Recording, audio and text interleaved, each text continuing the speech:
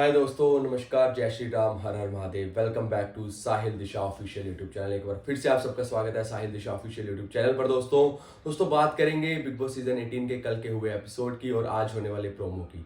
उससे पहले दोस्तों, अगर आपने साहिल दिशा ऑफिशियल यूट्यूब फैमिली को ज्वाइन नहीं किया है तो प्लीज चैनल को सब्सक्राइब कीजिए।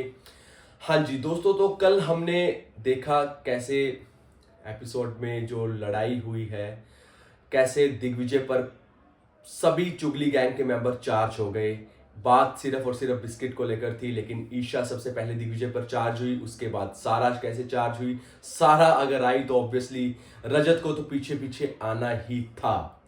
मुझे बात समझ नहीं आई वो दिग्विजय पर चार्ज क्यों हुए बिना किसी रीजन के। सारा पहली बात तो उनको बीच में आना ही नहीं चाहिए था। ईशा और दिग्विजय की बात थी, अगर सारा आई तो रजत क्यों बीच में आए। रजत को अगर समझाना ही था तो सारा को समझाना चाहिए था। क्यों नहीं उन्होंने सारा को रोका जब सारा इतना गंदा गंदा दिग्विजय को बोल रही थी। उसके बाद जब ईशा के साथ दिग्विजय की बहस चल रही थी तो अविनाश का बीच में आना नहीं बनता था। अविनाश भी जानकर कहीं ना कहीं ऐसे दिखाने की कोशिश कर रहे हैं कि हाँ मैं तो बहुत कुछ कर सकता हूं। ऐसा नहीं है, अविनाश को बीच में आने का कोई सेंस था ही नहीं।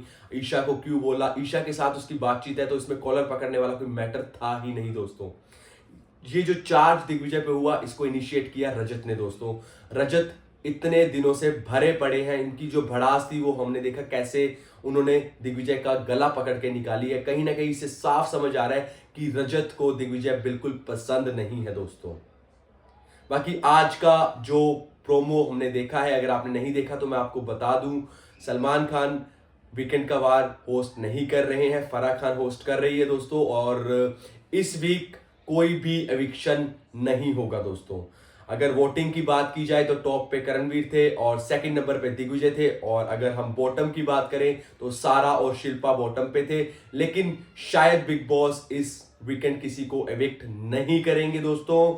तो शायद कहीं ना कहीं ये कहा जा रहा है कि बिग बॉस को ज्यादा और थोड़ा सीजन को आगे बढ़ाएंगे। बाकी दोस्तों जो फराह ने जो क्लास लगाई है, ईशा को अच्छे से एक्सपोज कर दिया है। ईशा को कैसे उन्होंने बताया कि आप जहां भी जाते हो आप इतना ज्यादा ऑब्सेस हो चुके हो करण से कि आपके पास 90% जो टॉपिक्स होते हैं वो सिर्फ और सिर्फ करण की चुगली के लिए, चुगली वाले ही टॉपिक होते हैं। तो बिल्कुल सही बात बोली है, हम लोग देख भी रहे हैं ईशा सिर्फ और सिर्फ करण के लिए ही बोलती हुई नजर आती है। उसकी कहीं ना उसकी जितना उसके मुंह से गंद निकल सकता है वो सिर्फ और सिर्फ वही बोलती है करण के लिए। उसके अलावा उसके घर में कोई दूसरे मुद्दे दिखाई ही नहीं देते हैं। दोस्तों दूसरा मैं बात करूंगा रजत की। दोस्तों रजत विमेन कार्ड खेलने की कोशिश कर रहे थे, हम सब ने देखा। अगर आप उस टाइम कहां थे जब आप शिल्पा पर हावी हो रहे थे, शिल्पा को बोले थे मेरे यहां पर है, ये है वो है। और दिग्विजय ने ऐसा कोई बुरा बोला नहीं था सारा को कि आप बार बार इस चीज को बोलो पूरे घर वालों के सामने कि ये औरतों के लिए ऐसे। आप फराह ने ये चीज क्लियर कर दी है कि बाकी घर के सदस्यों को भी औरतों की इज्जत करनी आती है।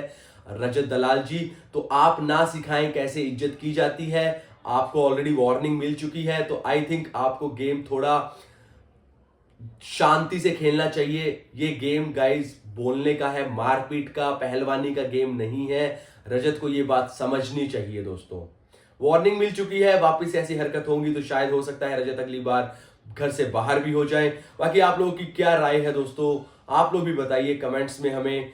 क्या लड़ाई में कौन सही था कौन गलत था, हम लोग को देख के तो साफ नजर आ ही रहा है। आप लोग की राय जानना भी बहुत जरूरी है। दोस्तों कमेंट्स में बताएं गलती किसकी थी, रजत की थी, दिग्विजय की थी, अविनाश की थी। दोस्तों बताएं। और दूसरी बात दोस्तों, अगर आप लोगों ने अभी तक चैनल को सब्सक्राइब नहीं किया है तो प्लीज वीडियो को लाइक कीजिए, शेयर कीजिए और चैनल को सब्सक्राइब कीजिए।